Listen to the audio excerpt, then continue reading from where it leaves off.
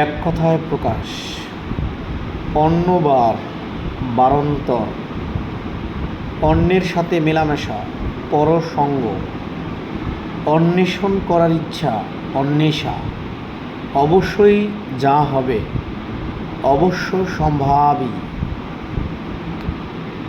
অপরাধের তথ্য সংগ্রহের উদ্দেশ্যে গৃহাদি অনুসন্ধান, খানা তল্লাশ, অশ্বের চালক সাদি, অগ্রসর হতে অনিচ্ছুক, পশ্চাৎপদ বা পিছু পা, অতি আসন্ন, প্রত্যাসন্ন, অতি উচ্চধ্বনি, মহানাদ,